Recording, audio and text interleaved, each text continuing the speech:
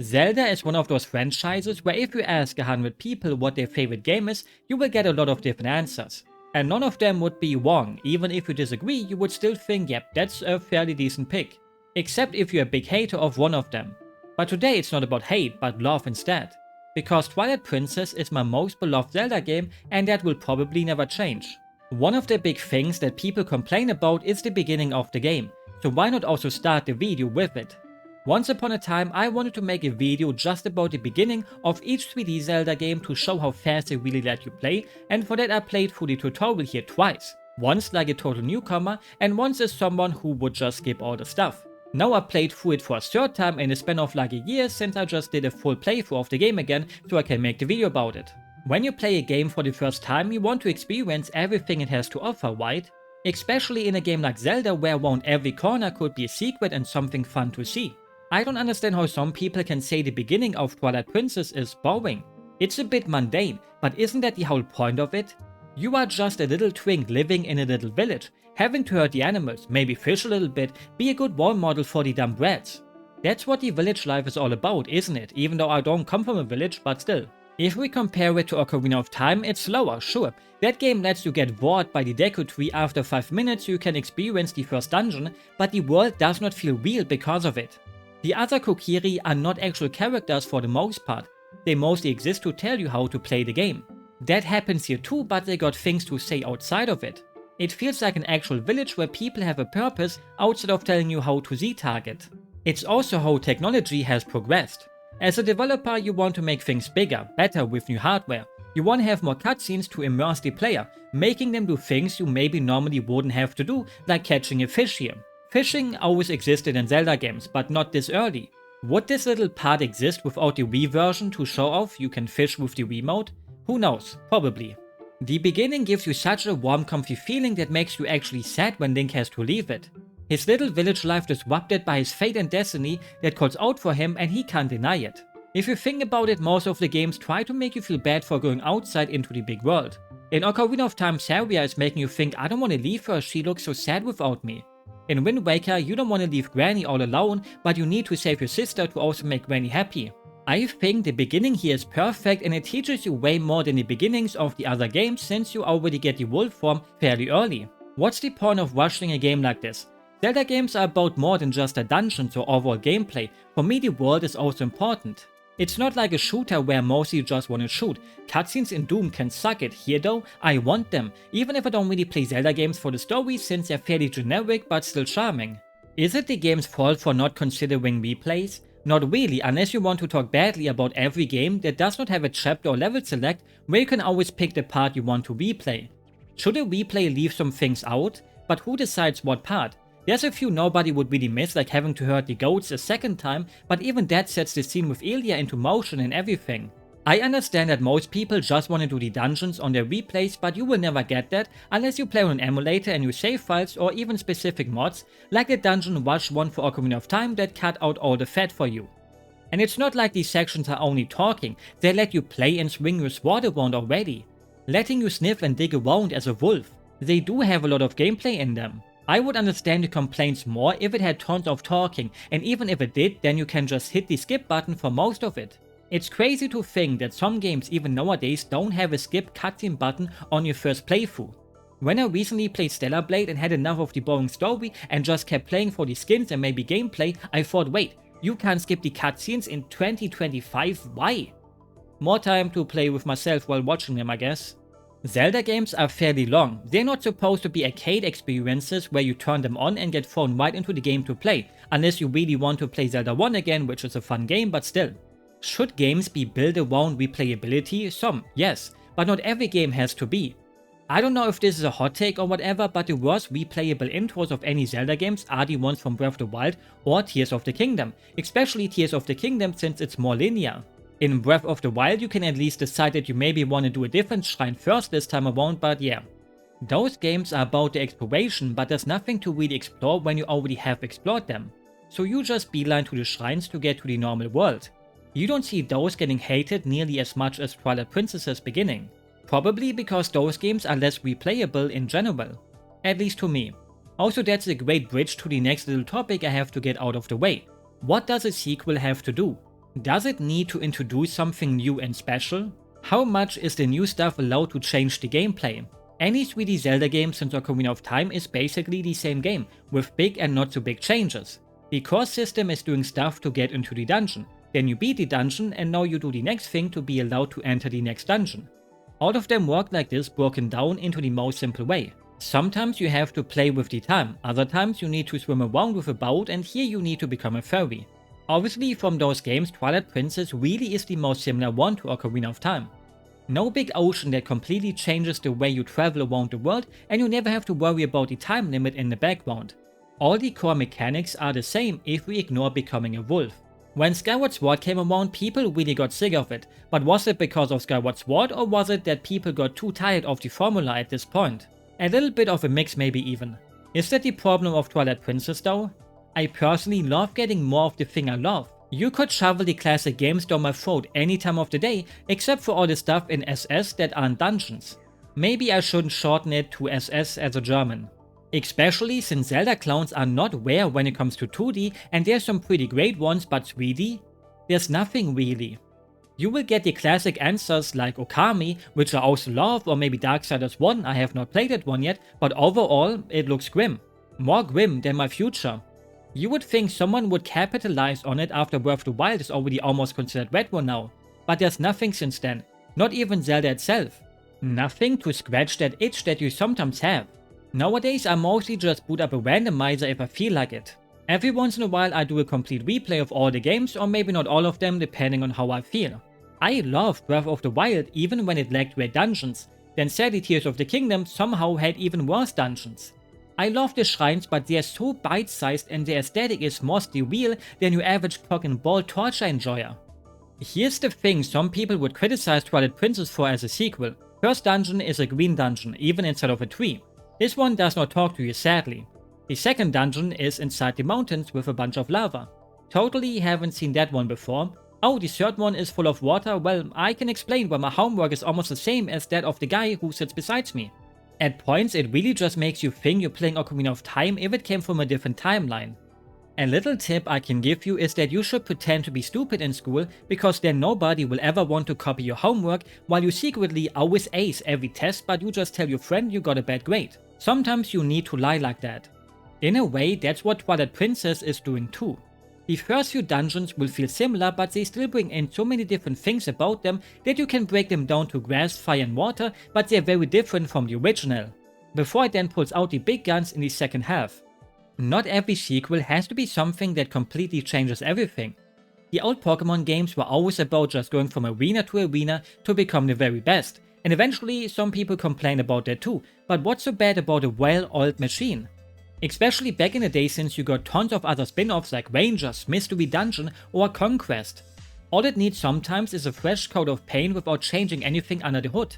People will tell you that Zelda managed a big jump into being something else, especially if you look at the sales. Remember kids, sales don't say anything about the quality of a game. I say that as someone who really liked it. It still left that big hole in the hearts of some older fans though. That's how these things go. There's nobody in the right or wrong unless the company changes the way the game is played and everyone hates it and it sells so bad it kills the franchise.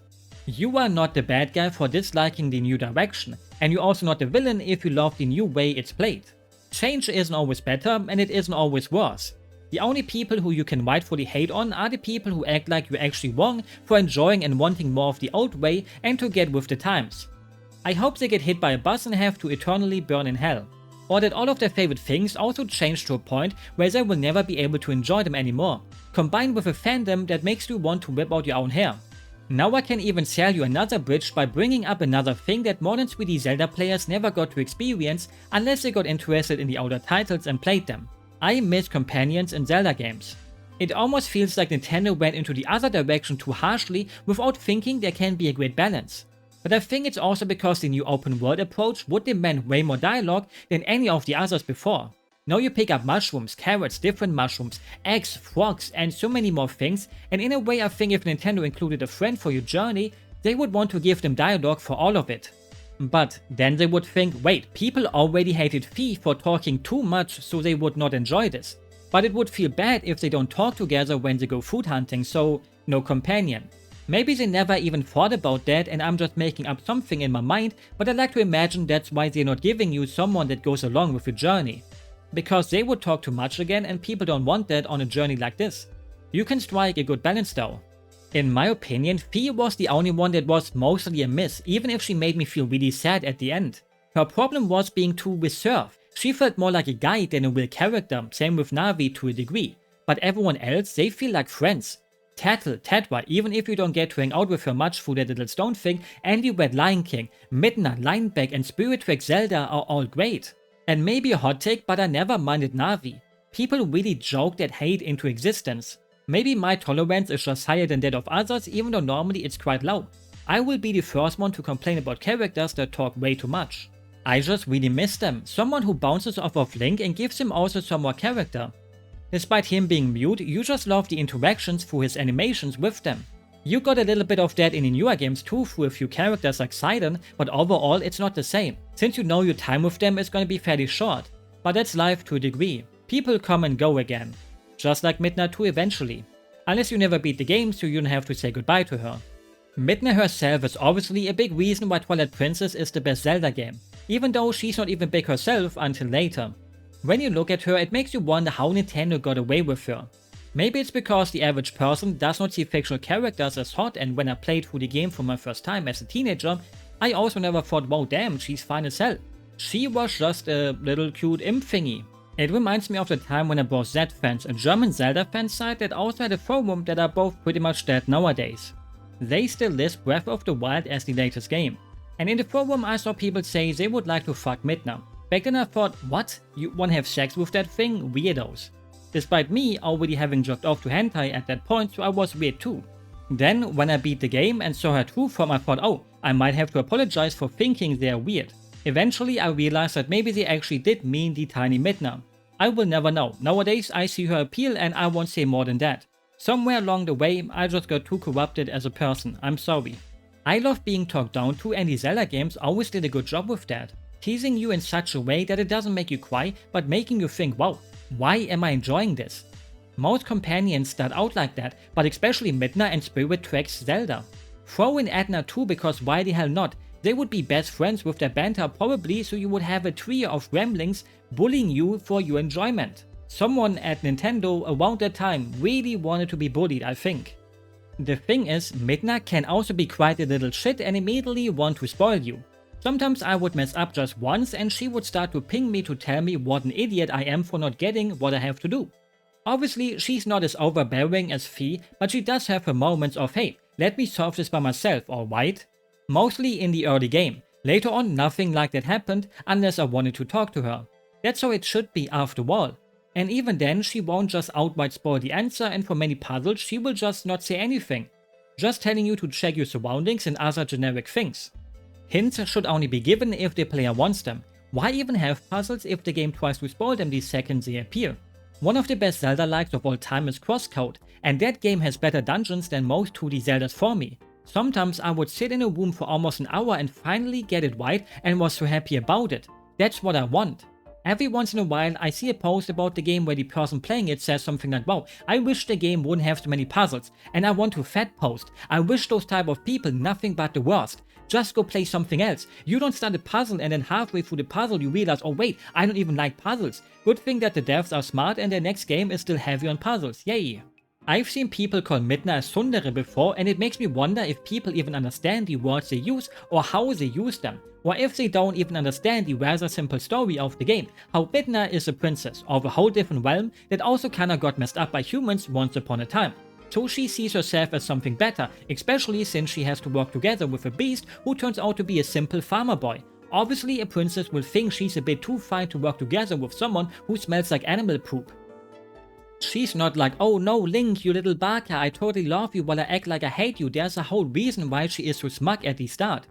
Over the course of the game she gets less and less mean and just ends up teasing you like your wife would if you had one. It's the classical trope of a being realizing, hey, you know what, humans ain't so bad after all. Not like she even truly hated them from the start, but she sees people more like people now, instead of maybe things to toy with if she could, since she also lacks her usual power at the start.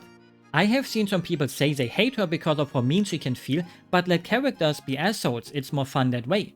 It comes down to your own taste. If you don't like those kind of characters, that's also fine. You can still dislike them. If you ask me what my favorite companion from Wolf would be, I would tell you GLaDOS, while others would maybe say Alex, who to me always felt so boring because of how normal she is. Then you got GLaDOS, who just constantly makes fun of you and it stays with you. I want my characters that I hang out with to have edges and not feel like a nothing character that's too nice or too bowing. By now you probably have realized it anyway since I like Nia so much. Take her teasing out of the game and she would only be half as good. She's also the character who is the most involved in the game she shows up in. In a way it should be Fi because well, she's basically in every single Zelda game since she's the Master Sword, but in her own game you could change a few things around and there you go. The story would work without her. That goes for most of them with a bit of tinkering, but that doesn't work for Twilight Princess. It's right there in the name after all. It's her story. Everyone else kinda takes a step back here, with the exception of also the new main villain, Sand, who you want to know more about. I will talk about the characters later and just quickly talk about the story first. I don't think I need to talk much about it because in the end it's the same as always. An evil ancient awakens and wants to rule over the world. The end. Except that this time it's not Ganondorf or Ganon, but a crazy cool guy from the Twilight Realm, where also Midna comes from, who totally does not want to use that power to revive Ganon. That won't happen. So the former ruler who got turned into a cute imp has to find a way to stop him, and the stories told in her world were about doing it with a wild beast, our Wolfie Link. So now both of them have to save Hyrule together. That's the basics. But that's the point of Zelda games, right? They all have those fairly generic stories that feel like a fairy tale. As a kid they make you think holy shit, but then you become older and realize just how often you have seen the same kind of story. Is that a bad thing? No, sometimes we all enjoy stories that are just fine and normal. Not everything needs to be a mind-blowing new experience. Nowadays it feels like every story wants to do some kind of meta experience and you're actually happy when a story is playing it straight with no extra bullshit attached to it. The story does have its highlights, like Midna becoming a big kaiju and smashing the barrier that leads to Hyrule Castle, or Zen freaking out like an idiot when he's about to lose. But the scene that stays with people the most is Midna losing her power and you have to hurry up to Hyrule Castle so Zelda can try to save her, while one of the best tracks on the soundtrack plays in the background. I personally never felt like crying at this point, but it does pull on your heartstrings a little bit. The whole atmosphere would just be perfect if there's not a tiny little mistake Nintendo has made. Whenever an enemy comes too close, the music changes to the normal battle theme and pulls you out of the experience. It's one of those little moments where you as the player think, how did nobody on the dev team think this is lame? There must have been some playtesters saying the scene loses some of its impact when the music changes to something else. And this scene here that made me always feel the game is trying a little bit too hard to be creepy with how it removes the pupils of Ilia and Link, but apparently it worked on most people when you see how there's tons of YouTube comments of people saying how freaked out they were when watching it. It looks more goofy to me even when I think the cutscene with its scenery is really cool. I wish the game had a fight against an actual Darkening to really show that there's a light version and a darkness version of the world, because that's how our world works too. You can't have one without the other, the classical yin and yang theme. The pacing is also pretty decent, nothing ever overstays their welcome. Sometimes you would play a game and the cutscenes just go on and on and on, and you just sit there waiting to be allowed to play again, but it won't. While here you never feel that way. At least I didn't. It grabs you decently enough, like how you would want to be held by your partner. If you got one, then I'm happy for you. So yeah, the story is so la. Nothing mind-blowing, but you will enjoy it. You know what else you will enjoy? Even Twilight Princess haters would say this is where the game really shines. Would be terrible if the temples in a Zelda game sucked, right? Not like Nintendo would ever let that happen. Like I mentioned earlier, the early game is exactly the same trio of dungeons like Ocarina of Time: grass, fire and water. Something that you will see in basically any Zelda game, but they always manage to make them feel so different from each other, even if they're not really doing anything special from the outside.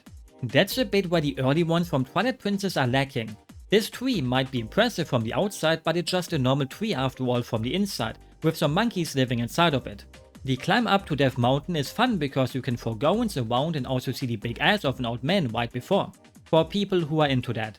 Not me, I'm straight, but isn't it a bit lame that Link isn't allowed to show his butt here? Maybe he's just a little bit shy. If I went to the gym, I would also never actually shower naked there and use like swimming trunks to hide my, you know. The one dungeon that is a bit disappointing is the water dungeon, in multiple ways, but especially the way you enter it. You just dive into it without any cool big structure under the water. It's a bit anticlimactic with the little side quest before. They all have their own little quests, but there's also one common quest in each new area before them. Another thing that people disliked about the game, finding those bugs that turn into tears. That's a reference to how Agita would cry if she saw you kill any insects.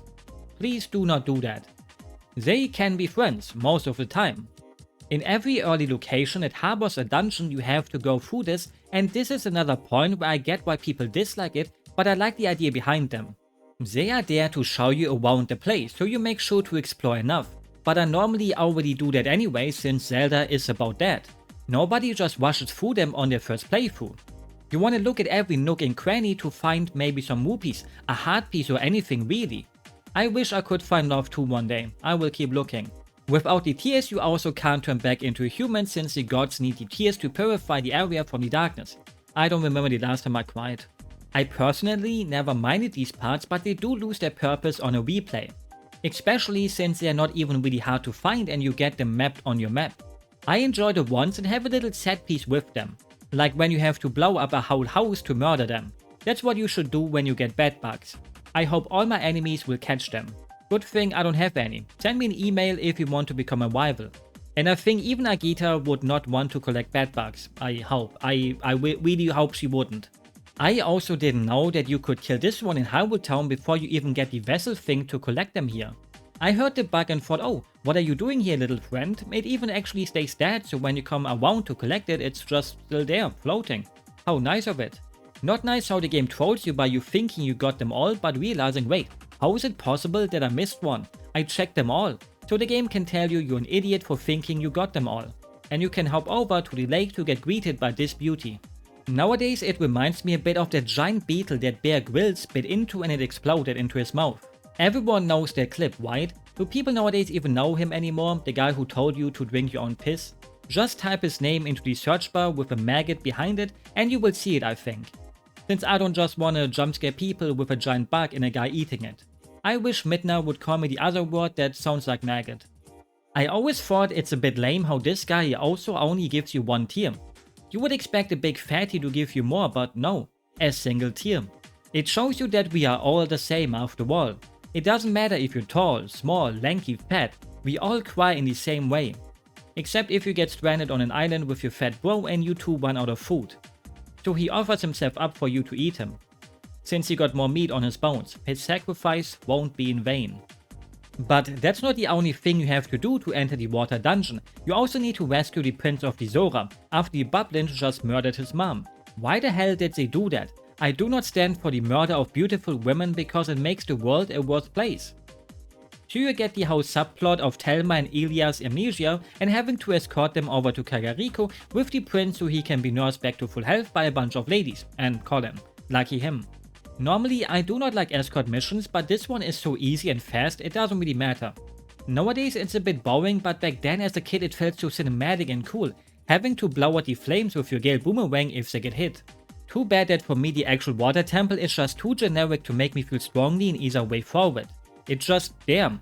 It's like the yearly family gathering and you see that one uncle again that you totally forgot about because that's the only time you see him. If we were related, you and me, then that would probably be me.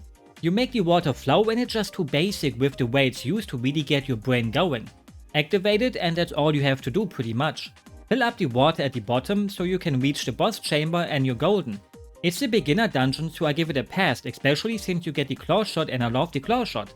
But it doesn't stand a candle to all the other water dungeons in the franchise. The one from Ocarina of Time is totally fine if you wouldn't have to switch the boots around all the time, and that was fixed in the 3DS remake. Somehow Nintendo managed to make an actual trash water dungeon with the one in Tears of the Kingdom. That might be the worst dungeon of all time in general. It's an insult to Zelda dungeons, it shouldn't even be considered one. It makes me want to puke and cry every time I think of it. The only other really positive thing I can say about this is that I love the second phase of the boss. Even when it's just a full cinematic kind of fight because this big fishy just swims around without ever doing anything. It looks impressive, but Sunshine had the better fish fight, when you have to brush the teeth of a fish. Love it or hate it, but that Sunshine mission is one of those that will forever stay with you. I hope it taught all of you to brush your teeth often enough. Maybe also floss and not the Fortnite kind of floss. And don't forget to sometimes get them checked by the dentist. Just like how you should also get your prostate checked often enough after a specific age if you're a guy. Maybe the game wanted to end the early game with a rather boring choice, so the next few will stand out even more than they already do. Because starting now it just gets better and better, ending with some of the peaks of Zelda dungeons. The ones you will always look forward to whenever you play the game, or playing it for your first time and thinking, can it really get better than this? Every Zelda player knows though, before you get the second half of the game, there's one important thing to do: getting the Master Sword. Having to enter the Lost Woods to find it, and I always thought this was a bit of a waste to have them be so normal.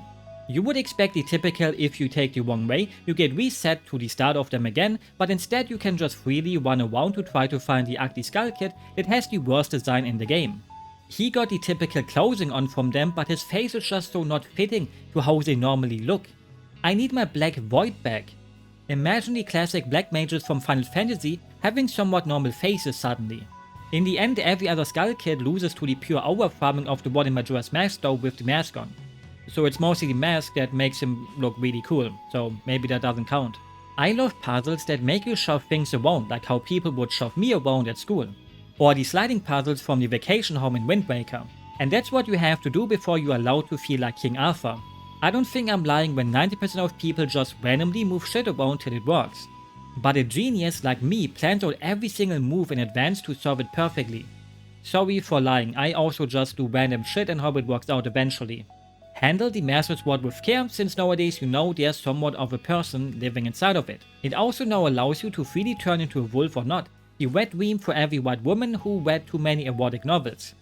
Even though I guess they're mostly about werewolves, not actual wolves. No, the real game begins with the real dungeons. Just like before, they also got their own unique quests you get to do with new NPCs even. That you most likely will forget about unless you like goth girls. Especially since you don't even really interact much with them, like this guy. You just talk to him, he gives you a letter, and that's the only role he has in his life for you till 10 minutes before the game ends, where he randomly shows up to shoot a fucking bazooka at a mob that Link could easily take down himself. At least he gives you a reason to talk to the sad clown who hates his life. I love this guy, I would visit him daily till he gets pissed off by me. He seems fun to hang out with, and it's great how he is one of the most important characters for 2 of the dungeons here. Without him, you can't get to the desert where the first big dungeon is, the old execution side of Hyrule. People will tell you that the death sentence is bad, but I like it. Some people do not deserve to live after the sins they have committed. With modern technology, the rate of false convictions is also extremely low, because back in the day, they would just grab a random homeless person nobody cared about and said, yep, this guy did it. Just so they could say they got a killer. I'm sure that didn't happen in Hyrule, right? Bandits made this their home, and it's fun to just snipe them before they can call in their friends. Almost feels like a stealth mission without being one. It also hides one of the best heart pieces. Just enjoy a meaty boar and there you go. The heart inside the heart pieces even have a pulse still, so it's super duper fresh. It's safe to eat, even though I would not like to eat the heart of an animal, but hey, sometimes you gotta eat what you have to eat. Twilight Princess has so many heart pieces that you need 5 of them to build a whole container out of them instead of the typical 4. Here you also meet the King Bulblin again, the guy who kidnapped the kids, and you had an epic showdown on a bridge with him, letting him fall into the deep abyss to disappear forever. Luckily he's not Swedish, so that's the only bad thing he has done on the bridge. Just so he can come back anyways. This time in a normal duel where you spank his ass and he fucks up, never to be seen again. Till you actually see him again at almost the end of the game, so they can joke about how he can actually talk, because he never said anything before and looks like he's a bit too dumb for human speech, right? You look at him and think, yeah, he's a dummy, he can't speak. I like to imagine that's the whole point of his life, the only reason they included him, for this simple joke. Inside the dungeon you have to use your big doggy nose to smell the post to see where they went to open the door. It's a neat little idea that's a bit wasted and half-baked in a way. You would find the ghosts anyway since you check every room. I would have liked it if the smell would have just gotten you into a dead end to troll you sometimes, to show you that you can't trust anyone in this world, except yourself. Always follow what you think is right, even when it isn't. The thing people will remember the most about from this dungeon is the Beyblade item because it's just really fun to use. For many it also highlights the problem of the game. You use it in a dungeon and then maybe a few more times in a different dungeon or in the overworld to get a heart piece, but that's it, you will never use it aside from those. Is that a problem? At what point does an item become often enough used? Maybe it's also your fault for not using it more often. You can use the spinner in combat, but how many people did that? Or who still used the boomerang outside of its dungeon? Putting it into your hotbar from the inventory and then using it always often costs more time than just running over unless the item can only be gotten with it. Most items in the Zelda games were often underused except for a puzzle here and there after its dungeon, but could be used if you wanted to use them in combat. Doing it with the sword is easier though and faster. Even in Breath of the Wild or Tears of the Kingdom. You can come up with a cool way to clear out a camp, but you could just flurry rush them all to death.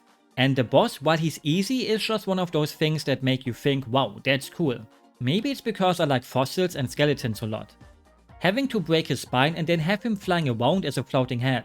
I wish someone would break my spine too and shatter it into 1,000 pieces so I could puzzle it back together to fix my posture. Make sure to sit in a comfy way that doesn't mess up your back. Otherwise you may suffer for the rest of your life. Let this be a warning. Next up is maybe the most beloved dungeon from the game, the Snow Peak Ruins. Nintendo themselves knew it, it's not called the Snow Peak for nothing. Ignore that there's lots of snow around and it's on the peak of a mountain, they did name it like that because of those two things. If you're a big fan of Yetis and Bigfoot, you will love this. It also has a cute quest attached where you help the Zora Prince overcome his mommy issues. I need to do that too, so he gives you his earring that you just turn into a fishing rod bait thing. With it you can fish even better because fish get baited by Zora stuff despite being fish themselves, kinda. Probably also score a Zora girlfriend easily with it.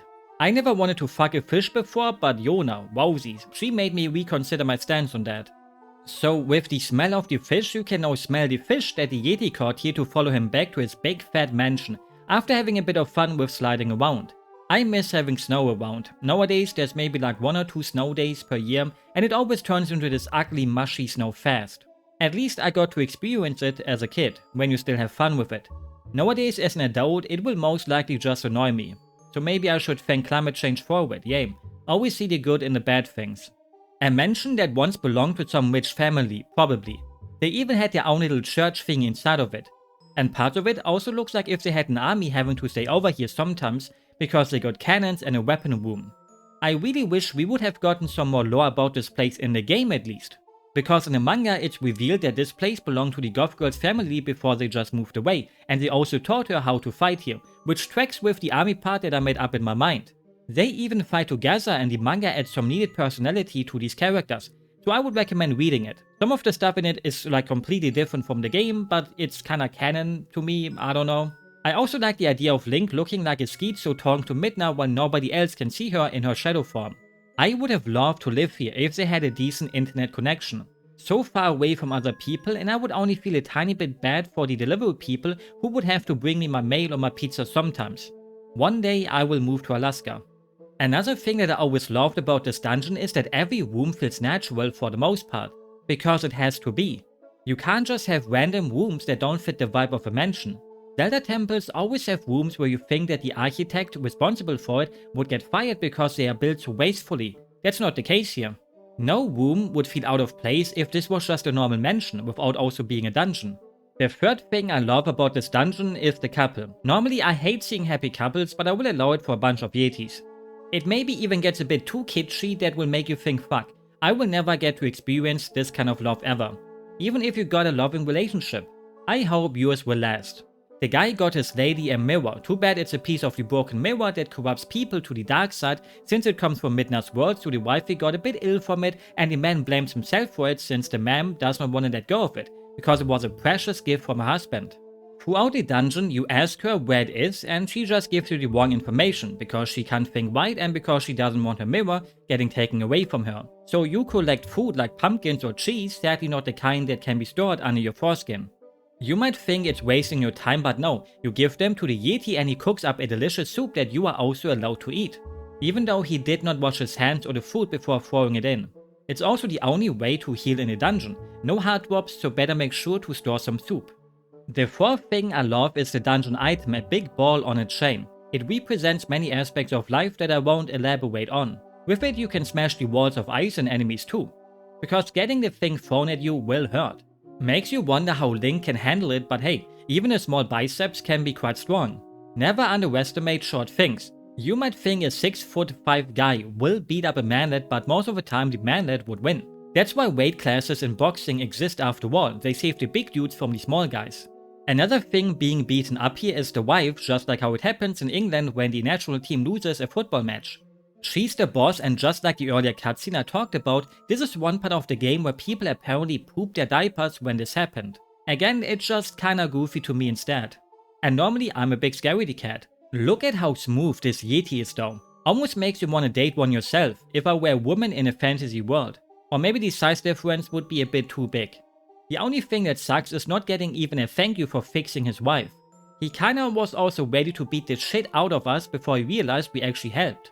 Can't blame him. It does kinda look like we did something bad to her. A true gentleman keeps his emotions in check and gets the full picture before throwing punches, even when you walk in on your wife cucking you. Now you might think, wow, how could you top that dungeon? Easy, by making you reach the next one with a golden cuckoo. That's the only reason why I brought up cuckolding, so I could make this joke. Cuckoo and cuck, kinda like that, I don't know. Normally, you could easily reach this by yourself, but since you can't transform into an animal in front of someone else, even though you can try it in real life and see how they react, you have to borrow the golden chicken from Con instead. And then you leave it alone when you can continue without it. It's probably extremely smart, so it found its way back anyways. I just love how they introduced this special chicken and then it's never brought up again. Even later when you see the whole gang again, it's a hog instead of the golden chicken. I always wished they would have used the chicken here. First they make the big goblin dude speak, and now they show you the golden chicken again, a few minutes right before beating up Ganondorf. Maybe it would have been too much silliness.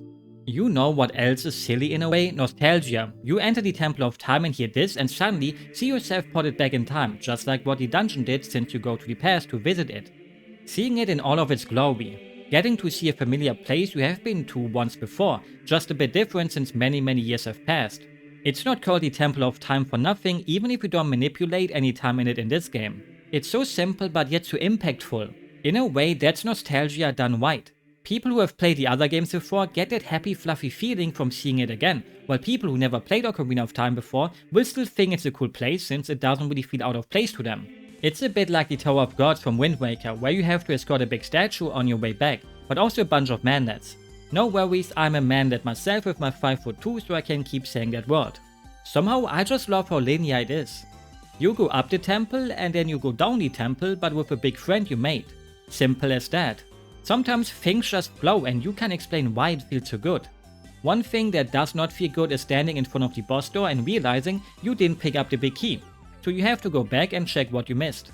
For some reason, my brain thought there's only gonna be a little chest up here together with that POW, so I ignored them both, but you have to get up there since that's where you find the key. That's what happens when you become a bit too cocky when replaying a game. You think it can't be there, but then it's actually there. Maybe I'm also just dumb. You don't have to answer that for me, we both know the answer. But at least it gave me a reason to finally use the chicken you can find in every dungeon. With her and her son, you can warp out of the dungeon at any point if you want to. And I did it because it was faster and I'm lazy. For some reason, I always thought her son is actually a girl. Not like it matters because they are chickens. It doesn't matter if it's a chicken that's female or male, I don't think there's too much of a difference. Or maybe they're actually more than just chickens. You will know soon enough, if you didn't already. And the boss is also an old friend, Goma, even if the Zelda wiki basically says it's Goma but it's also not, so it gets a whole different page and not the Goma page, I don't know. Everyone's favorite spider thingy in Zelda games.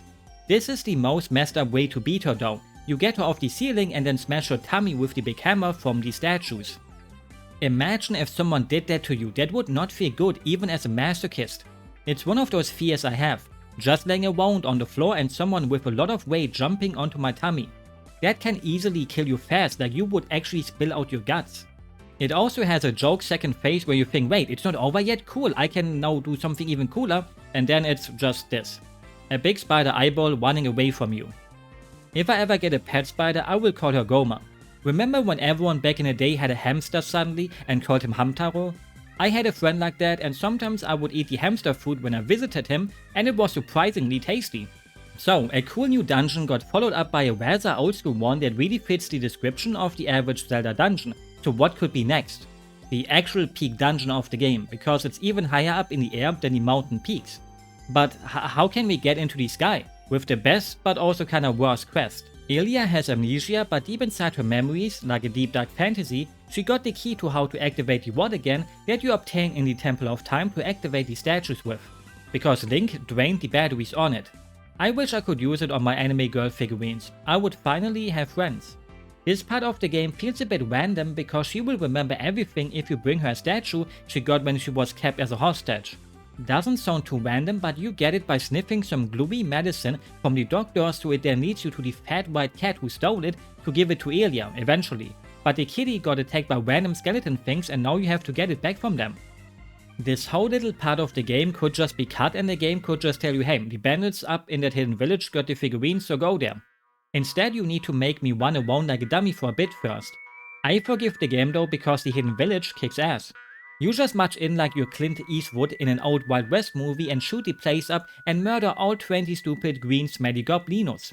Don't make the mistake of activating the Howling Stone though, or else you will have to do it all over again. Actually, just do it anyways, it's fun to do it again. These moments are the ones that make Twilight Princess so special in a way. You don't need a whole Wild West parody section in it, but you have it anyways. Not great that they make you go back and forth after you learn the old lady you rescued got the book with the magic words to charge up your thick, meaty ward back up. I'm into older women too, but she's too much of an old hag for me. They really wanted to stretch the game a tiny bit more since Elia gives you the item where you can now call Epona from anywhere. The game knows that you will hate it for it, but it does it anyways. That's a lot of it. And now the real bad part of the quest also comes out. You have to move oil statues all over the map to pick up some more letters for your book so you can learn another spell that unlocks the ultra duper super secret old statue. Why can't the charged up ward now be enough to move this one? Why do I have to spend 10 minutes teleporting around to collect stuff? It's only 10 minutes, but they're not really 10 minutes I will enjoy too much, especially since you get them marked on the map. You just teleport close to them and move them a bit so you can collect what you need. They also all got little puzzles for you, for some rupees and heart pieces, but still. I think I would have actually enjoyed it more if they didn't got marked on the map for you. It takes the exploration part out of it and makes it feel more like busy work. If the game just told you to go explore and find them, it would give you a bigger sense of, hey, this is your chance to now check the whole world again for some cool shit. I think most people would have hated that more than just quickly checking stuff on the map. I should never make video games. Then you get rewarded for it. Seeing a big fat cannon that you are allowed to use to get to the next dungeon in the sky. With cave paintings from ancient times that will make you think, that looks like someone we met before. I feel a bit bad for this guy and how timid he is. It's nice of him to leave so easily so Midna can teleport it, but he also never wonders where it went to after. Does he think Link is strong enough to move it? But it was also in a cave with no real way out of it that fits it. And here you can see why this clown is so important to the story. He repairs the cannon for you for 300 bucks, since this is his calling. Every man at one point in their life has to choose something they're autistic about. Some pick trains, others pick football. Maybe you're still obsessed with dinosaurs as an adult and this guy picked cannons. He also kinda looks like one of my uncles. That sounds a bit insulting. Time for the last dungeon. Together with our chicken friends because it turns out that they live here, up in the sky. Twilight Princess came 2 years too late to be the first Zelda with a real sky dungeon, but it's 2D and this is 3D, so it's the first one in a way. Minish Cap's Sky Dungeon doesn't have this beautiful music where the chicken sometimes helps out and do their talking on the track. It's almost like as if they're the producers of it. The way they sound always reminds me of the sound these little imps in Wind Waker do. For some reason they really scared me as a kid. Nowadays I would give them a hug, cause maybe I'm also a little imp. Maybe I should have said this at the start of the temple section, but I'm really not here to explain every dungeon in great detail, you already noticed that anyways. Otherwise the video would go on for like 5 hours and maybe one day I will do that. What makes the city in the sky so special is how out there it is. You have a whole ancient race of chicken living here that look weird. One of them even has a shop that makes you think, how does it stay in business? He doesn't even sell anything that a chicken would want. Others just one on the wall and it made me Google if chickens can actually do that. No, they can't. And it gives you the most fun item in the game after the Beyblade. The double claw shot where you can hang onto something and then use it again. Wow, mind blowing. There's just this flow about the dungeon again that all of them have, where everything in your mind clicks together. Sometimes you will be stranded and think, how do I disable this wind flow? So you try your boots but you will fall. You try to be as fast as you can, but you will still fall, so you look around and try everything you can, and then you actually see the switch and shoot it and think, oh, how did I not see that one earlier? Clinging onto walls and looking around for the next claw to claw onto something. Hanging from big ball sacks to stop more wind, or to also start it. You have to use your human eyes to their full potential, not just looking at what's in front of you, but also what's up and down. Since life is a series of that. Sometimes things are bad, sometimes things are good, but in the end you have to keep going. I know I can be quite a poet every once in a while. The only bad part of this dungeon are maybe the p-heads that move because you have to wait for them to move around and nobody likes waiting. I could now tell you lots of stories about the Deutsche Bahn and how they train you to be patient, but nobody wants to hear a German rant about trains. And then there's the way to the boss that also is a bit annoying because you need to be pretty tight with your claw shot, and if you miss a spin, you have to wait for the next spin. Maybe I just sucked at it this time because I did not remember this being so time wasting if you miss a shot. Luckily, you never have to do it again because while the boss has a really cool atmosphere, you will never die to it. Imagine fighting a cool dragon and it rains and thunders, so you pay more attention to the background and get hit. Only to lose one single heart, almost at the end of the game. It instantly makes it a bit less impressive because a dragon should do more damage than that. I will talk about the difficulty a bit later and how it drags the game a bit down. At least you won't have to ever get up again. Silksong showed us how much people hate one-backs after all when they suck at video games. So better make the bosses as easy as possible so people don't have to learn how to get through the one-back perfectly. Just give them an instant retry button so all the tension is gone from having to lose something from getting beaten, because otherwise they might think their precious time is getting wasted. If you think having to play a part of a game for under a minute again to hone your skills is your time getting wasted, then video games in general should be a waste of time to you, and you should go look at the beautiful stars outside and research them. The biggest wasted opportunity of the game is when you finally get to see a bit of Midna's world after, but it's more like a mini dungeon. A really linear one at that. You get a tower on the right, on the left and in the middle, on these floating islands. It makes the Twilight realm look a bit lame, a better skybox would have helped out a lot. Make it have something interesting looking in the background, like what the Sanctuary Fortress did in Metroid Prime 2. You have to get in and carry these balls out, but they activate everyone's favorite Zelda enemy, the Wall Masters, to get their balls back. I would do the same if someone stole mine. Here they are not as scary as normally though, since you can see them and they're really damn slow. It's a bit of a shame. You would feel more on edge if you couldn't see them and they did their typical shadow gets bigger and bigger move before trying to fall onto you and kinda touch you in a way. Sorry Link. In Germany we would say this place is nix Ganzes und nix Halbes, which basically translates to nothing full and nothing half. I hate how dumb German sayings sound in English. It means that something is just in the middle somewhere and it's stuck there. A middling experience. The Twilight realm was built up over the course of the whole game, and this is what you get from it. At least the boss fight against Sand redeems this mini temple a bit, but the saddest thing about that is you don't even fight him here really. He's the kind of boss that makes you use all the items you have obtained over the course of the game, and that's a cool idea, but it shows what a cuck he really is. He never was his own person really, and he's just a bitch of Ganon who told him to revive him. He doesn't get his own cool dungeon, no cool own boss fight except for the last phase where he spins around like a Beyblade and then Midna just steals his heart. At least it shows he still had one, kinda. In comparison to me, my heart is too deep sunken in the darkness and was consumed by it. I should never talk again. After the cool as hell scene where Midna smashes the barrier I wish he would smash me to Hyrule Castle and making it rain, it's finally time to smash Ganondorf. That's a lot of smashing in Smash. He sadly didn't have enough time to really change the castle into something that really shows who he is, so it's kinda the first time you get to explore the castle as a little dungeon in a 3D game. In Ocarina of Time he turned it into his own castle. In Wind Waker it's just one big room, so that does not really count, and here it's nothing mind-blowing, but it's still fun, mostly thanks to the atmosphere and the way it uses its music. In the courtyard there's nothing, you just hear the wind, the rain and your own sounds. No music at all while you have to battle a bit here and there, and the whole part of the smelly big goblin king speaking that kinda breaks up the tenseness for a bit, while also making you scratch your head at this puzzle. For some reason I always misremember this one and try to make up my own puzzle with it. There are 6 pillars with windy things you have to move, but the boomerang can only lock onto 5 targets, and the pillars stand in such a way that it's possible to activate 2 at once with just one lock on if you send it the right way and stand on the fitting place. So I activate all of them at the same time, but it does not count. Then I always realize, oh, I just have to activate them in the following order that is shown to me on the ground, and feel a bit sad, because I think the puzzle I made up is way cooler. When you enter the castle, you get greeted with actual music, but it's slow and menacing and uses the same castle theme as A Link to the Past, but the higher you go, the more they mix Ganondorf's theme from Ocarina of Time into the music, and I love little changes like that. Each step you take, you get closer to him. Added with these dead soldiers that show you the real way so you won't fall down, them basically telling you to avenge them. Kick his ass, Link, that's what they're telling you. There's just something so special about this place.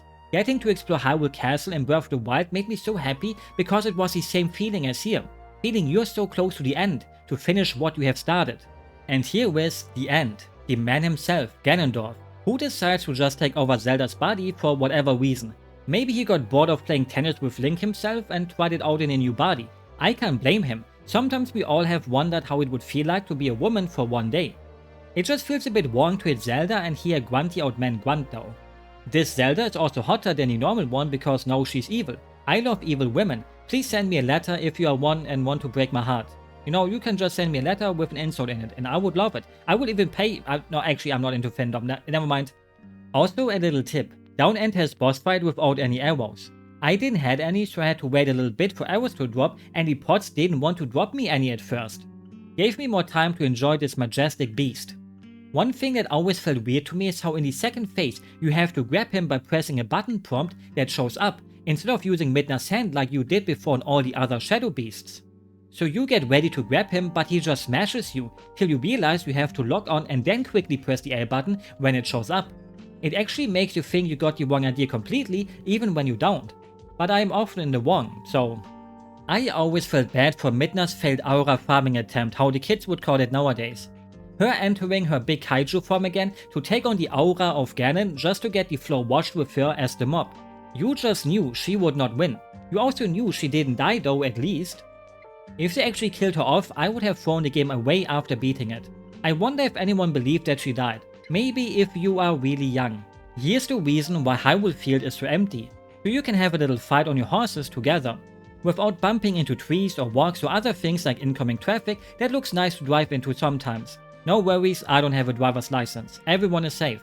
Zelda is fairly lousy at shooting a bow though, and you actually need her and the light arrows to hit. In Wind Waker, Tetra is like bullseye all the time. Here she sits around and misses easy shots. I love how the game just stacks so many fights on top of each other. Because there's still another form, a 1 vs 1 with your swords finally. The backdrop being a bit lame, but at least they learned a lesson from here to make the demise fight way cooler in the next game, which is this fight but better. With the coolest thing being Sand breaking his own neck to also break that of Ganondorf, since they were still a bit connected.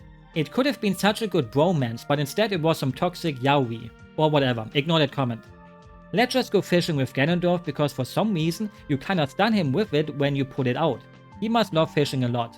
Maybe in his mind he thinks, wow, Link wants to go fishing with me, yay, finally, I just wanted to do that, I don't even need to take over the world, I just want to go fishing with someone who understands me, who I can talk to. It's a great ending to a great game and the ultimate classic Zelda experience. Fun dungeons with fun items that may not get often used after the dungeon, but it's life. We all run out of users eventually to others, just to be discarded and never getting contacted again. It's what Zelda is about for me, and always will be, regardless of how much they want to change it. Maybe we will get more of it one day, maybe we won't. Maybe I need to make it myself, but if I make my own dungeons then I can't solve them, so please make a classic Zelda game in 3D for me. I will pay you with my YouTube paychecks, but it's not even over yet. Back in the day when I read the GamePro magazine, they once wrote that it will take you like a whole hour to go through the world, that's how big it is. Nowadays I know that was a total lie. Not even Breath of the Wild takes you that long, even if you walk slowly. Probably for the better because the world is fairly empty. That's not always a bad thing, here it's a mix between bad and good. As a kid I felt, wow, this is big and huge. I thought the same about Hyrule Field in Ocarina of Time and that was like a central hub to get everywhere.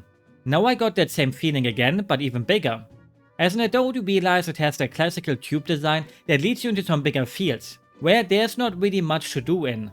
It doesn't feel like a natural world because of it, but not everything needs to be natural. Unless we talk about boobs. If they ever remastered it again or even a full remake, I would wish that they put more trees and all that onto the map. I don't need something amazing in every corner of it, but it would help to not make it feel too empty. It's great for Epona though, since you will never hit a tree unless you are drunk. Don't drink and drive, that also goes for horses or other animals you can ride on, or even on humans. This feels a bit weird to explain, but to me the world feels very video gamey, where things only exist because there's something to find around it. And I mean, it's a video game, so it should be video gamey, right? You see a rock in the distance, it's there to be blown up for some rupees or a cave under it. See those vines? Come back when you got the claw shot. Every big landmark is most likely hiding something for you to find instead of being there for the pretty view. And that's fine, every game can make their world as realistic or as video gamey as they like. If we take the usual modern open world game, those worlds have a lot of free space where there's nothing, because you need to space things out except for an enemy base here and there or the next big place where things happen. You need to have a lot of empty fields to cross over, or else it will feel like you're in a little cage. And the world will also not feel realistic because of that. Imagine if all of our cities would be right next to each other without some nice fields in between. I love playing through Rise of the Ronin because of the good balance of it. The world is big, but not too big, and it can be fairly empty, but not the bad kind of empty because you will enjoy the views. It also helps when you don't often play open world games like me. There's only like 1 or 2 modern open world games I play per year. If you play tons of them, then even a good world can make you feel burned out quickly. This video isn't about how a good open world has to be, so... Often in video games, you have towns that are supposed to be super duper big since they're the capital, but then you arrive and it's a bunch of houses where you wonder, how is this the capital, where does everyone live? Here in Hyrule Town, I feel the busyness of it makes up for it. Everything feels so tight because the alleyways are fairly thin with people running through them everywhere. It almost feels a bit overstimulating, and the thing that helps with it is that Nintendo just mixed some street noises from people into its track. Many games do that, so it's nothing special, but here it just really works on me.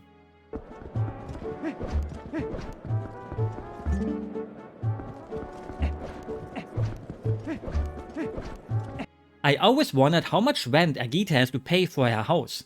A 2-store room like this with a tree inside in the middle of Hyrule Town can't be cheap. Always loved how she also lets the insects you collect for her roam around.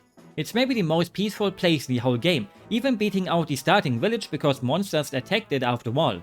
Here, no monster would ever show up, except for the stalker in front of her house. I wish I could beat him up. And obviously, it's also home to the upgraded Marlow Mart.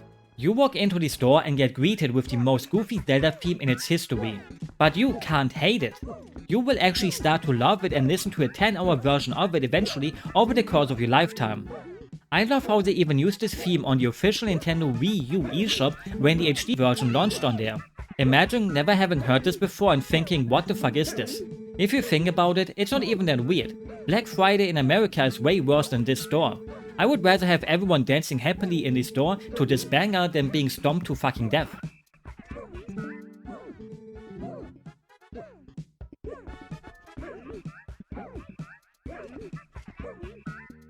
The other towns or villages also don't disappoint, with the exception of maybe Zora's Domain. They got their little throne room and that's it, the same goes a bit for the Go ones. Instead they just hang out in Kakariko because I guess they got bored of getting hit by meteors all day. But I like the waterfall that the Zoras own since it makes you hang out a bit more with Midna whenever you have to climb it. For nostalgia reasons, the original Kakariko theme from A Link to the Past and Ocarina of Time will never be beaten, but the one from Twilight Princess is amazingly relaxing. You really could just imagine sitting in the hot spring and listening to this all day, while his dad and his son watch you. I don't know, I don't like to share baths. You go to the beach or pool to swim and have fun, but a hot spring is more about laying down in it, but I can't relax when I got people around me. Sorry for being too antisocial. Aside from that, it feels a bit like a dead town, except that the only people living here now are basically kids, a tall shaman and a guy who sells bombs. But does a city need more than that? No, they don't. It kinda feels like the game is putting a statement out there, a sad one. There's still many little villages out there in our world too, like Ordon Village, but some others sadly have died out like Kakariko, so they have to move to the big city, even if the life in it does not suit them. Goodbye nature. I don't think the game is trying to say that at all. My highlight just from the graphics alone was Lake Hylia. I would just look at the water and think, water, wow. Like the Miiverse water guy. I looked at the Miiverse archive if he ever posted about the water in it, but this was the only post about this game. And 99% of his posts were not even about water in general. I also learned that he has a kid from his most popular post. It left me quite disappointed and ruined the mystery behind him for me a bit. Not because he has a kid, but the fact that he never posted much about water. The music too helps with the relaxing vibe here. Basically any place is super chill if you don't reach them when they're full of darkness, like my heart. That was the point of the Tears 2 after all. At first you think, I don't want to be here, it's dark and gloomy, but then you make the light come back and think, wowie, now I want to go for a swim here. Even if you can't swim and would drown. Somebody would surely come to your help. Maybe that's how people pick up Zoras. It's like when you want to flirt with the lifeguard at the pool. That would never go wrong. The only place I really don't like is the desert, but that's on me. I do not like desert levels at all. There's just no way to make a desert a really interesting place. They're always my least favorite places in any game. There's sand, some more sand, and you know how the joke goes. Nothing but sand. Breath of the Wild at least had a cute little oasis, but here there's nothing really to make you think, wow, that view is nice. I only ever come here for the dungeon and the stupid old stuff later in the game. I actually lied, and there's another area I do not really like too much, and that's the ice region because, well, look at it. You can't see anything, but that's what makes it rewarding when you get out of it and enjoy using your eyes again. At least it's short, so it won't take long anyway, so it does not turn into one of those, oh no, I want to replay this game again, but then I remember this part of it and don't want to do it anymore. Unlike the snowfield in Dark Souls 2. Why would anyone create that? Also hot take time because I think the DLC of Dark Souls 2 is worse than the base game, despite most people jerking off the DLC in comparison. In the end, even your most favorite things probably have some flaws, but you ignore them or don't really care about them because they're fairly small. And everyone also has at least one favorite game that you never really want to replay again for various reasons anyways, if those flaws would be too big but you have gained a really big sentimental value with it. For me that would be Xenogears, but I still gotta do it for a video about it one day. The world is maybe the weakest aspect of Twilight Princess when it comes to the big empty fields that don't really invite you to explore. You just go around them to collect some heart pieces or find some golden bugs. Still looks pretty though when the sun sets and comes back up. And sometimes a nice view in the morning is all you need to forget how annoying work will be soon when you have to get out of bed. When it comes to the characters themselves, we got the best Zelda character ever with Midna, but I already talked about her, so what about the rest? Link is, well, he's Link. There's not really much more to say about him than that, for better or worse. We see his emotions through his animations and that was enough and always will be. Call me a boomer, but I want Link to stay as a mute because none of the games would be better with it if he suddenly talked. It would just feel wrong to hear Link say things or talk. The diary pages from Breath of the Wild are as much as I want to read from his own perspective. Go read up the Japanese writing of them and their real translation, because for some reason Nintendo really decided, yep, let's fuck up the whole point of them and translate them into something completely different. Yippee, I love it when translators can't even do the most simple task possible. He shows all of his emotions through his face and that's a bit underrated nowadays. Like when the whole cutscene happens about how power can corrupt someone, you can see that Link is doing a little smirk, to imply that even he could fall over to the bad side if he does not manage to contain the darkness that comes with power. Our hero Link actually becoming evil? It just works so well without having to add some extra dialogue. You really don't need to talk when you are good at using your face, unless you wear a mask to hide what you really feel. Link's face turning into a bright smile at the end after Midna teases him says more than 1,000 words. Less is more most of the time. One of the biggest nothing burgers, you know that American saying, is Zelda herself, because she shows up for maybe a total time of around 10 minutes. Do I care? Not really. She was often a character that just exists for the sake of existing, with a few exceptions like being chic. Here she saves Midna and all that, but she's even less of a character than normally to me. I will never forgive Nintendo for turning her into such a boring character in Wind Waker after the big reveal. Imagine if she kept the whole Tetra personality. At least they redeemed themselves with Spirit Tracks Zelda, who is the best Zelda of all time, and that will stay that way probably since, like I said earlier, she's Midna 2.0 with her personality. Her design is also my least favorite one because it's just, I don't even know, boring. It's too stoic for me to enjoy. For example, look at the Zelda from A Link Between Worlds. She's basically the same, but look at the smile on her face. It makes all the difference. This game is more gloomy, so that's the whole point since there's nothing to smile about until the end. You would think as someone who enjoys women who would scold me as if they were my nanny, I would love this kind of Zelda, but I do not really. The big baddie Sand that made you think holy shit, it's not Ganon or Ganondorf again. Things were looking up with it and Minish Cap and the Oracle games, if we ignore Ganon as a secret through boss and those, that made you think the Zelda franchise broke free of the problem that plagues most big Nintendo games even to this day, reusing the same final boss over and over. Even the DS games didn't have him, if we ignore the guy in Spirit Tracks becoming a wannabe Ganon for one phase. The thing is, as a young idiot, I didn't see all of those foreshadowing moments that normally would make you think yep, Sand is trying to revive him, especially with the long execution cutscene. So for me it came out of nowhere somewhat and made me disappointed for a long time. At least his boss fight was cool and his design still is, as long as he doesn't open up his mouth thing. Characters with a mask on lose all of their coolness when they even take a tiny bit off of it. The mask needs to stay on, till they get beaten and it breaks or something, then they're allowed to take them off or let them stay broken. I love how mysterious he is at first, but then when you back him into a corner he loses his shit and becomes a weirdo maniac, to show you that he was just a weak guy who got corrupted by the sudden power he got.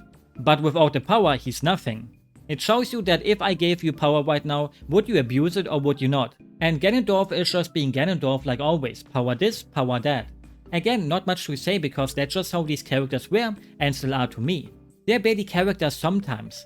Obviously, Ganondorf in Wind Waker has a bit more to him, but for me it's always the other characters that steal the show, like Midna did here. There is a lot of lore to Zelda, but this is not the video to talk about that. It's easy to understand, but there's a lot to dig up about it when you really want to look into it. That's also where the countless NPCs come into play, because Twilight Princess has some of my favorites, and I guess I can do this part together with the side quest stuff you can do, because most of them relate to certain friends you make along the way. It's where the game really shines for me and has the best NPCs and side quests in the whole franchise for me. Everyone's favorite fairy is also in Twilight Princess, Tingle. I always loved how Tingle is portrayed in this game.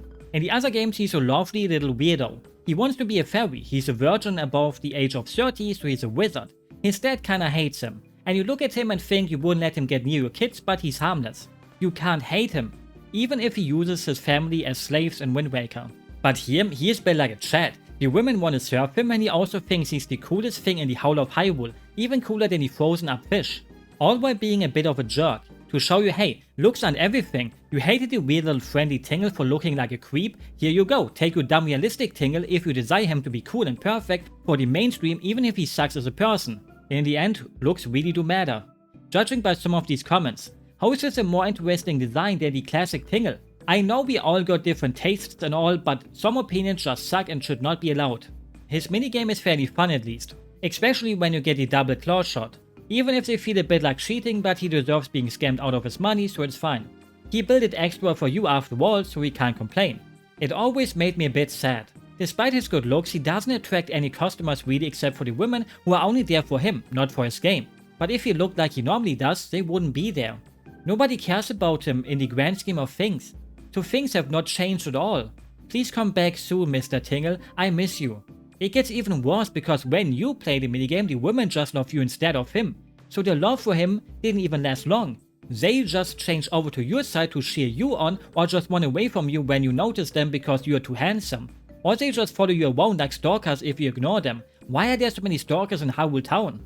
Then there's my favorite character not called Midna, Agita, who wants you to collect bugs and insects for her and she pays you a lot and even gives you the bigger wallet. I want to shake the hand of the person who worked in Hyrule Warriors and went into the meeting and told people, hey, you know what, let's add Agita. She feels like the only true pick that was really coming out of nowhere because all the other characters from the other games play a fairly big role. But Agita, you can basically ignore her if you want to stay poor and don't need a bigger wallet. And yes, the chickens do count as important characters, so let's ignore the giant chicken you can control in special missions. I would sell one of my balls for another Hyrule Warriors that is about fan service and not about the lame story stuff from the two worst Zelda stories. I killed my own fair share of bugs and insects over the course of my life, but she showed me don't do that. At least not on purpose. Except if they're one of those annoying ones, like the tiny moths or mosquitoes. Those are fine, but those bigger fluffy moths, just let them out. I'm lucky I live in a country where 99% of them are totally harmless. Sure, a centipede may look creepy and all that, but what's the worst that could happen? Nothing really. So if you live somewhere where insects are dangerous, I will allow you to kill them actually.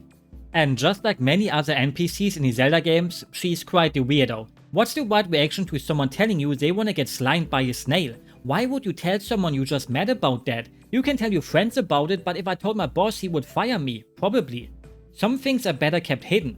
Sometimes you would open your favorite site to read some rather questionable manga and there it would show you one with a giant bug doing interesting things to an anime girl right on the cover, and it makes you think, who enjoys this, who reads this? Choose your answer to that. Then there's the fishing hole, what a beautiful location. I always wondered why just a tiny door in the wall here. Hannah is a pretty chill person, so maybe she doesn't want to have too many customers and wants it to be more like a secret spot for real fishers.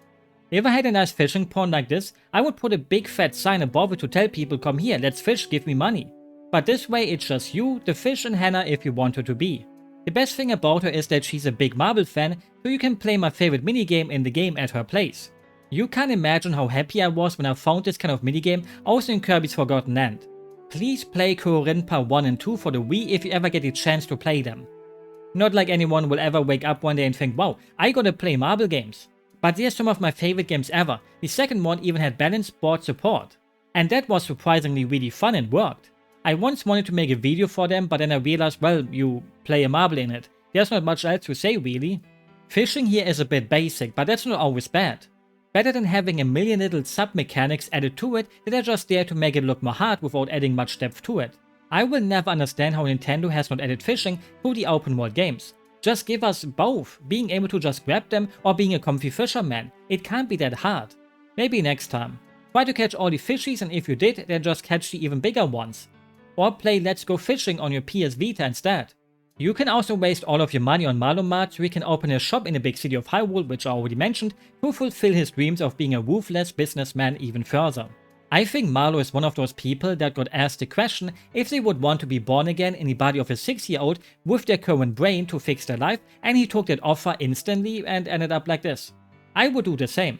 Would it be worth it if you look like this though? Maybe he will grow up to be handsome, maybe he will also just get stuck like this.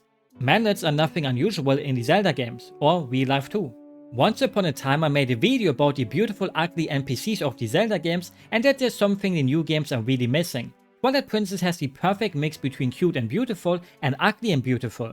The NPCs are not ugly to be ugly, but they're ugly to be fun and beautiful in their own way.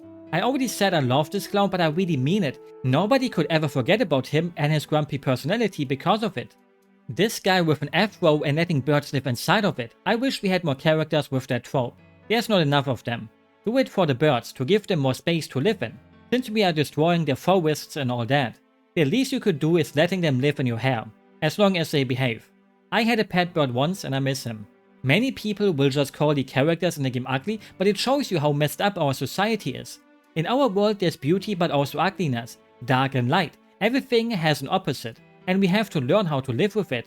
Some people would call me ugly, some people would call you ugly. Does it matter? Maybe a bit. It's impossible not to care getting insulted. But in the end, the only thing that truly matters is what you feel about yourself. Except if you want a partner, then maybe that also matters. It will be hard to find someone who truly accepts you when you only shower once per week. Even when people say they want a smelly neat boyfriend or girlfriend, they mean it in an anime way, not the real life kind of way, so please try to shower. I always wanted to be Beth or Luda's boyfriend back in the day. I don't know, there was just something about both of them that I thought was really cute. Especially Luda. Her bushy eyebrows just made my heart melt, and because of her I might love this kind of hairstyle. Little German lesson. It's not unusual for Zelda characters to have different names than the English one, because many names can be punny, but I think they changed it here because if you say Luda, you could also think of the German word Luda. A word that basically means slut, a woman who sleeps alone with many men. And Luda would never do that, probably, so she's Luana instead. Many years ago I uploaded Saria's song onto YouTube but called it Salia's song, because that's her German name, so people in the comments told me, bro, you made a typo, even though I just didn't know she was called differently in English. They also changed Luffy from One Piece into Waffy, so the complete reverse of what they did with Saria, probably because they thought it sounds cooler, because it actually does. There's so many side activities, you can even just go slide down the snowy mountain again if you want to, go to the Cave of Ordeals to prove your power, collect some pows, or just go back home and herd some more goats, go to the hidden village and find cats. Basically any location has something for you to do if you don't want to follow the main story right now, same with the overall world. Sure, some of it is just busy work to make you explore the rather barren world, but somehow you just want to do it. Mostly to have a reason to talk to Agita because of the bugs, or to Giovanni.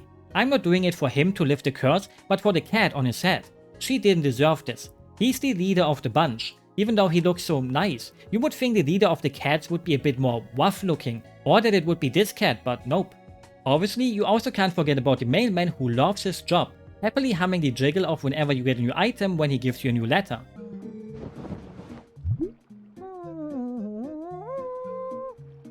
He also shows up at Telma's bar while sitting around in the corner and thinking about what he wants to eat.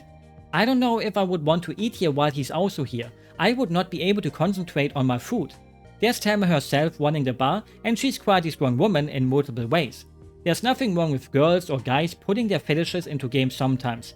She's not my type, but hey, good for him. The guy who wants to clean up your shoes, the band playing a song in Hyrule Town, the Goron Elders, there's so many characters that play a super tiny role, but with their crazy designs they just stay with you anyways. This is what I dislike about the modern games the most. Where did these kind of NPCs go? Why do they all look so normal? The only ones you will remember are the ones who are important to the actual story and maybe Kilton. Again, I made a whole video about that topic though, so I don't need to rant about it.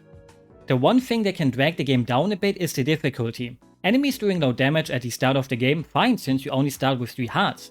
What kinda suck if enemies directly do a whole heart and you're already dead after just 3 hits. But the more you play the game, the more damage they should do, but they don't. You fight a Dark Knight at the end of the game and he tickles you, even the big dwarf himself just tries to kill you with his love because he's too afraid to hurt Link too much with every attack.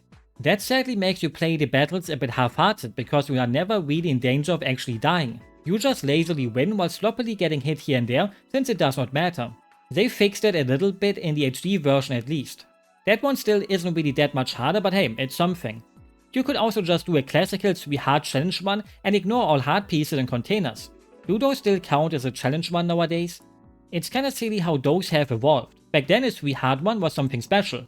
Now you need to do a 3 heart one without ever getting hit once, while not being allowed to move Link, and the only weapon allowed is the bow with the tiny Hawkeye zoom that makes you not see 80% of the screen to be considered special. Zelda games were never about the difficulty of the combat for me though, since the combat is so simplistic. And that's fine, don't even dare to talk about turning it into a Souls-like or anything like that. Twilight Princess had a fun idea with Link's expanded moveset, and using those moves is fun, in combination with the items. Every once in a while you will find these howling stones where you can howl to meet another wolf and then find him in the overworld. Just to find out that this is the Link from Ocarina of Time and Majora's Mask, teaching you some cool new moves he has picked up after his adventures that you played with him. It was a really big fan theory at first, but then it got confirmed by Nintendo themselves. It's kinda weird how the game does not force you to learn these moves and you can ignore them. You shouldn't though, because think of the guy who had to animate them. His work would have been for nothing. And they look cool as hell, so why wouldn't you want to learn them? Except that they make the game easier but also more fun. In a way I even think the games have regressed after Skyward Sword with their combat. I never had problems with the motion controls in it, even on the Wii. Anytime someone called those controls lame or not working, I really wish I could have seen them playing it to see if they're doing it wrong. But that's a topic for another day when I make a video about that game. And Breath of the Wild and Tears of the Kingdom too, so I can really see about how much I hate the sword combat in those games, since the flurry rush is a press A button to win thing, 0 thoughts required. I may be also a bit biased when it comes to Twilight Princess, but who isn't when talking about their favorite things? It was the first game that I ever really got close to release when I got my Wii for Christmas in 2006. One day I hope there will be a playable beta version with some of the stuff they have shown off that has not made it into the final game. Like the spider chase in the Lost Woods or hanging out with the big statue in them. Or this weird little enemy that never shows up in the final game. I was so hyped for it, reading every article online or in magazines about it and rewatching the trailers and thinking even if I don't get a Wii, I will just get the GameCube version instead. But since I got the Wii, I only had to wait 2 more days since we got 2 more Christmas days here after the 24th, where you visit your grandmas and get stuffed to the brim with food, but also some money that I then used to buy the game with at MediaMarkt. I'm not sponsored by them. It's the version I always go back to for the simple waggle controls. They just feel good to me, to swing the remote around, to swing the sword, without having to put too much thought into it like an SS. I feel bad for the left-handed people though when they made Link right-handed forward. Sitting on the bus on the way back and not even opening it up and reading the manual because I'm a patient person and wanted to first open it up so I could immediately push the disc into my Wii essentially and play all day long. God bless being a kid during holidays, nothing to do but playing video games and having fun with the bros. A magical time. Every Zelda release since then was like that though. I also remember no-lifing Skyward Sword and clapping when the credits rolled like an American who is cheering for the military to bomb some countries. Then later I replayed it and without the initial hype I had, I was a bit miffed. Twilight Princess stood the test of time for me though, and forever will. Nobody could ever make me hate the game, not even the game itself. Maybe one day I will have a kid and wanted to play this game and the CD drops onto the floor on accident and breaks and the sharp edges of the broken CD suddenly fly through the room like razor blades because it's windy and I left the window open so they fly against my kiddo and behead it. Even then I wouldn't be mad at the game because shit happens. It holds that much of a special place in my heart. With that said, I hope you enjoyed the video and will have a good day, a good night or whatever fits your time zone. I just really love Twilight Princess. And there's still so many more things I could have talked about, but those would have been better to be broken into multiple parts. Just like our lives. I'm also not a person of many words, even if this kinda proves it wrong since this is my longest video to date yet. I'm just talking about nothing at this point, so bye bye.